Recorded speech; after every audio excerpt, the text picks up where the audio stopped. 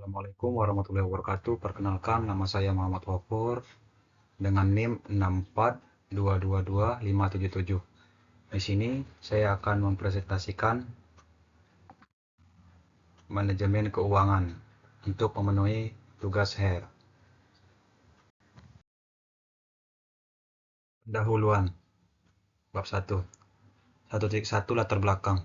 Perkembangan pasar modal Indonesia memberikan peluang besar bagi masyarakat untuk berinvestasi.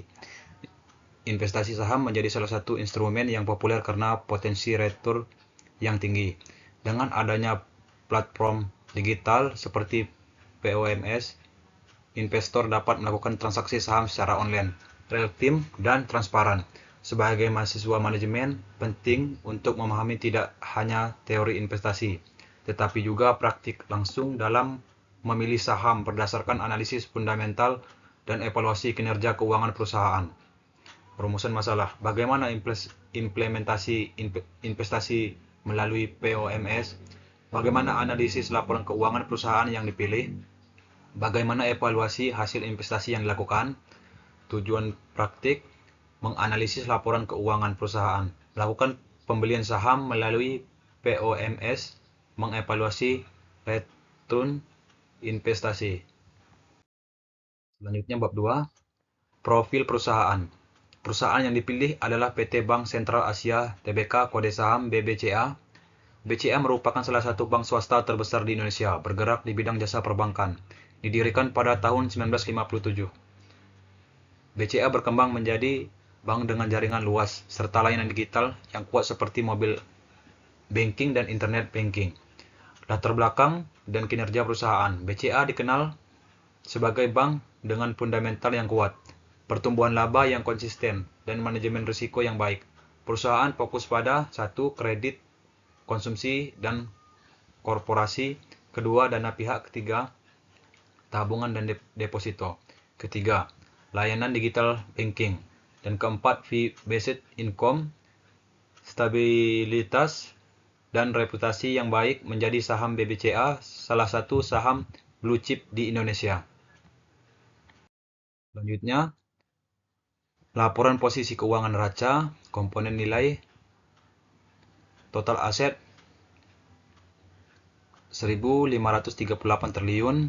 Kedua, total liabilitas 1.251 triliun. Yang ketiga, total ekuitas 276 triliun. Analisis, total aset yang sangat besar menunjukkan skala operasional yang kuat, ekuitas yang tinggi menunjukkan permodalan yang sehat. Selanjutnya, laporan laba rugi, komponen dan nilai lebih kurang, pendapat bunga bersih 85 triliun, laba bersih 43 triliun. Analisis, laba bersih yang tinggi menunjukkan efisiensi operasional dan manajemen yang baik. Pendapatan bunga yang stabil menunjukkan kualitas kredit yang baik. Selanjutnya, analisis laporan keuangan. Analisis rasio keuangan, ROE, Return on Equity. ROE tinggi sekitar 20%, menunjukkan kemampuan perusahaan menghasilkan laba dari modal sendiri. NIM, Net Interest Margin, menunjukkan efisiensi bank dalam menghasilkan pendapatan bunga. DER, Debt to Equity Ratio, dalam sektor perbankan, DER tinggi adalah wajar karena dana pihak ketiga termasuk liabilitas. Kesimpulan, analisis fundamental BBCA memiliki fundamental yang sangat baik, laba stabil, dan risiko relatif terkendali. Selanjutnya, implementasi investasi. Profil investor, modal awal 5 juta, tip investor moderat, tujuan jangka menengah 6-12 bulan. Dan selanjutnya detail transaksi, harga beli saham BBCA Rp9.000, jumlah pembelian 5 lot atau 500 lembar, total pembelian 4.500.000, fee beli 0,15%, yaitu 6.750. Total dana keluar 4.500.6.750 rupiah. Selanjutnya, evaluasi investasi. Setelah 1 bulan, harga saham naik menjadi 9.500 per lembar. Perhitungan retur. Keuntungan per lembar 500, total keuntungan kotor 250.000. Jika dijual, total penjualan 4.750.000, fee jual 0,25% sama dengan 11.875. Total bersih diterima 4.738.125 rupiah. Laba bersih yaitu 4.738.125 rupiah dikurang 4.506.750 rupiah sama dengan 231.375 rupiah. Retur 231.375 rupiah 4.506.750 rupiah dikali 100% yaitu 5,13%. Selanjutnya analisis hasil. Investasi menghasilkan retur positif sebesar 5,13% dalam 1 bulan. Hal ini menunjukkan bahwa pemilihan saham berdasarkan analisis fundamental cukup tepat.